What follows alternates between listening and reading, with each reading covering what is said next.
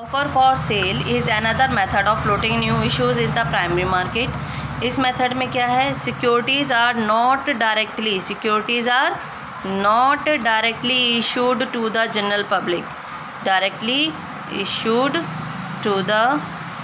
Public, but are offered for sale through intermediaries. अब ये intermediaries कौन होते हैं? लाइक इशूइंग हाउसेस और स्टॉक ब्रोकर्स। अब इस मेथड में कंपनी जितने भी शेयर्स इशू करना चाहती है वो किसको बेचती है? पहले वो बेच देती है, पहले इशू करती है ब्रोकर्स को। Then broker again issue the securities to the general public. इसमें एक एग्ज़ाम्पल लेके चलते हैं। मान लो एक कंपनी ने 10,000 शेयर्स इशू किए at the rate of 10 each to brokers. ठीक है, company issue it shares at an agreed price to the brokers और इंटरमीडियरीज। तो एक कंपनी ने कितने रुपए के शेयर्स सेल किए? इट मीन्स 1 लाख रुपीज़ के शेयर्स ब्रोकर्स को इशू किए। ब्रोकर क्या काम करते हैं? ब्रोकर उन शेयर्स को जो 10,000 शेयर उसने परचेज़ किए थे उनको क्या काम करते हैं? उनको थोड़े से हायर प्राइसेस पर, ठीक है, किसको देते हैं? जनरल पब्लिक को इशू करते हैं। 10 रुपये वाला शेयर था, 10 रुपये का शेयर ये 10.5 रुपये पर या फिर 11 रुपये पर किसको देते हैं? जनरल पब्लिक को। ठीक है, मान लो एक उस ब्रोकर ने जिसने कि कंपनी के 10,000 शेयर खरीदे थे 10 रुपये के हिसाब से, अब वो 10 रुपये वाला शेयर जनरल पब्लिक को कितने रुपये पर सेल करता है? मान लो 10.5 या फिर 11 रुपये पर। मान लो अगर 11 रुपये पर सेल करता है तो उसको कितना अमाउंट मिल रहा है? 1,10,000 रुपये। ठीक है, then he will get benefit of issuing shares. ठीक है, वो क्या काम करता है? तो हमारे इस ऑफर फॉर सेल में कंपनी डायरेक्टली अपने शेयर्स को जनरल पब्लिक को नहीं बेचती, जबकि वो किसके थ्रू बेचती है? With the help of intermediaries या फिर ब्रोकर।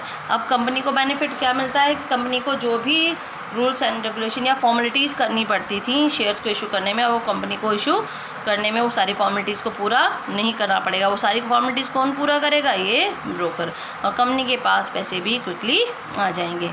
तो कंपनी पहले ब्रोकर्स को एक एग्रीड प्राइस पर शेयर्स को इशू करती है, then broker again resale these shares to the investing public at generally higher rate.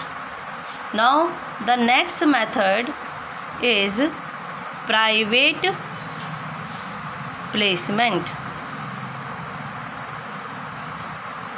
अगर एक कंपनी अपने शेयर्स को पब्लिक इशू के थ्रू मीन्स प्रोस्पेक्टस वगैरह इशू करके अपने शेयर्स को इशू करना नहीं चाहती तो वो क्या करती है? वो अपने शेयर्स को कुछ इंस्टीट्यूशनल इन्वेस्टर्स, कंपनी क्या करती है? कंपनी इस मेथड में अलॉट करती है सिक्योरिटीज़ किसको? टू इंस्टीट्यूशनल इन्वेस्टर्स या कुछ जो सिलेक्टेड क्लाइंट्स हैं। इंस्टीट्यूशनल इन्वेस्टर्स कौन हो सकते हैं? जैसे कि आपके LIC, GIC, ठीक है, उनको, या फिर कुछ अपने सिलेक्टेड क्लाइंट्स को, सिलेक्टेड इंडिविजुअल्स को, उनको जनरली अपने शेयर्स डायरेक्टली सेल कर देती है। क्यों करती है? जैसे इसमें आपके रिलेटिव्स, फ्रेंड्स भी हो सकते हैं। ऐसा कंपनी क्यों करती है कि बजाय शेयर्स को पब्लिक के लिए ऑफ़र करने की जगह वो केवल इंस्टीट्यूशनल इन्वेस्टर्स या फिर कुछ सिलेक्टेड क्लाइंट्स या इंडिविजुअल को बेच देती है। इसका बेनिफिट ये है कि इसके द्वारा कंपनी क्या कर सकती है? It helps to raise capital more quickly than public issue। जैसे अगर हम एक कंपनी अपने शेयर्स को इशू करने के लिए प्रोस्पेक्टस इशू करती है, प्रोस्पेक्टस प्रिंट होगा, एडवर्टीजमेंट दी जाएगी, प्रोस्पेक्टस भी जनरल पब्लिक को प्रोवाइड किया जाएगा, उसमें आपको बहुत टाइम लग जाता है, ठीक है। जब लोग उसे परचेज़ करेंगे, अलॉटमेंट का पैसा, एप्लीकेशन मनी आपके पास आ जाएगी, उसके बाद ही कंपनी अपने शेयर्स को अलॉट करेगी, दैन कंपनी के पास पैसा आएगा। तो उसमें बहुत ज़्यादा टाइम लग जाता है, it takes a lot of time.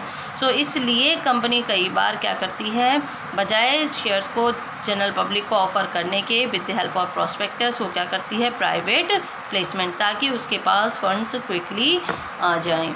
और दूसरा, जब भी हम अपने शेयर्स इशू करते हैं प्राइमरी मार्केट के थ्रू या बाय इशू ऑफ प्रोस्पेक्टस, तो कंपनी को बहुत सारे मैंडेटरी और नॉन मैंडेटरी एक्सपेंसेस करने होते हैं। तो अब इन एक्सपेंसेस को भी आपको नहीं करना पड़ेगा, क्योंकि आपने जनरल पब्लिक को शेयर्स ऑफ़र नहीं किए, तो इन खर्चों को भी आपको नहीं करना पड़ता। सो वो कंपनी जो कि अफोर्ड नहीं करती, सो दोज कंपनीज और some companies who can not